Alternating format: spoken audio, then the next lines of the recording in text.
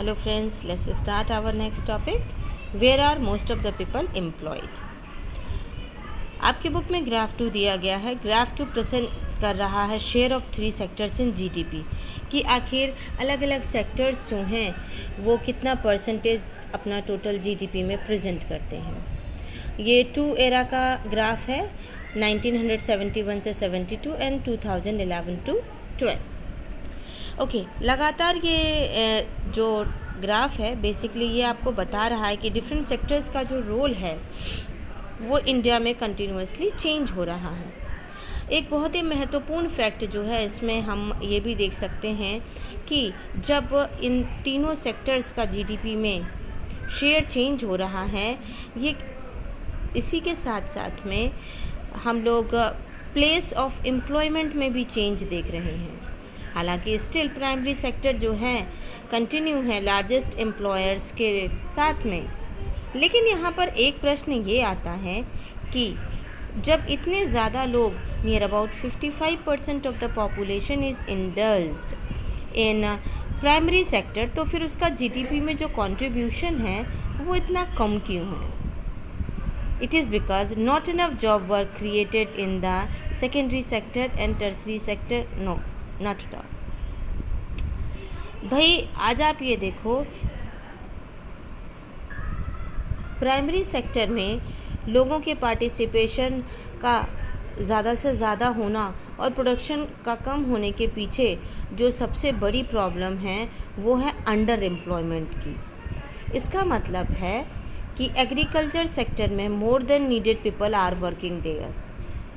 हालांकि जो प्रोडक्शन है उन लोगों के पार्टिसिपेशन की वजह से कहीं भी इफ़ेक्टेड नहीं हो रहा है, कोई चेंज नहीं आ रहा है. इसका परिणाम क्या हो रहा है कि ज़रूरत से ज़्यादा लोग जब एक ही जगह पर काम कर रहे हैं, भाई सिंपल एग्जांपल से समझो, जिस काम को 3 लोग कर सकते हैं उस काम को अगर 5 लोग कर रहे हैं तो ज़्यादा से ज़्यादा क्या होगा, वो थोड़े टाइम पहले हो जाएगा ख़त्म. बट प्रोडक्शन तो उतना ही हुआ उसमें. तो इसकी वजह से दिक्कत क्या आई, जो 2 लोग फालतू थे वहाँ पर, those who were showing that they are working, basically वो उनका वर्क और उनकी जो एनर्जी है that is not productive that time. अगर वो इस एनर्जी को किसी और काम में लगाते तो वो काम और सही समय से और जल्दी हो जाता. अगर हम उदाहरण लेते हैं स्मॉलर फार्मर लक्ष्मी का जो आपकी बुक में है, ओनिंग अबाउट उसके पास में 2 हेक्टेयर ऑफ अनइरिगेटेड लैंड है. बेसिकली उसी पर डिपेंड है कि बारिश जब होती है तो वो अपने कुछ फसल्स को उसमें ग्रो करती है, क्योंकि लैंड जो है उसमें इरिगेशन की प्रॉब्लम है. ज्वार और अरहर जैसी फसलें वो करती है. All 5 members of her family work in that plot throughout the year. सब काम करते रहते हैं. क्यों? They leave nowhere else to go work. उन लोगों को कहीं और जाकर काम करना चाहिए. अगर वो कहीं और जाकर काम करते तो उनके एफ़र्ट के बदले उन्हें कुछ एक्स्ट्रा अर्निंग होती ना. अगर हम सारे लोग जो हैं अलग अलग काम करेंगे तो उसके बदले जो अर्निंग होगी वो अलग अलग होगी. Basically this situation is known as under employment, और हम इसको डिस्गाइज्ड अनएम्प्लॉयमेंट की सिचुएशन भी बताते हैं. This kind of under employment is hidden, छिपी हुई होती है, in contrast to someone who does not have a job. अगर किसी के पास कोई काम नहीं है, जॉब नहीं है, तो वो हमें दिखता है कि वो काम नहीं कर रहा है. बट यहाँ पर हम क्या देखते हैं, people are working there but their work is not productive. तो यहाँ पर ये जो डिस्गाइज्ड अनएम्प्लॉयमेंट की प्रॉब्लम है, बेसिकली ये अनएम्प्लॉयमेंट हिडन होती है और लोग हमें काम करते तो दिखते हैं बट प्रोडक्टिव नहीं होते हैं. अब एक और इसमें एग्जांपल देखो. अब सपोज़ करो एक लैंडलॉर्ड है सुखराम, वो वहाँ आता है और वो अपने खेतों में काम करने के लिए उस परिवार के 2 लोगों को हायर करता है.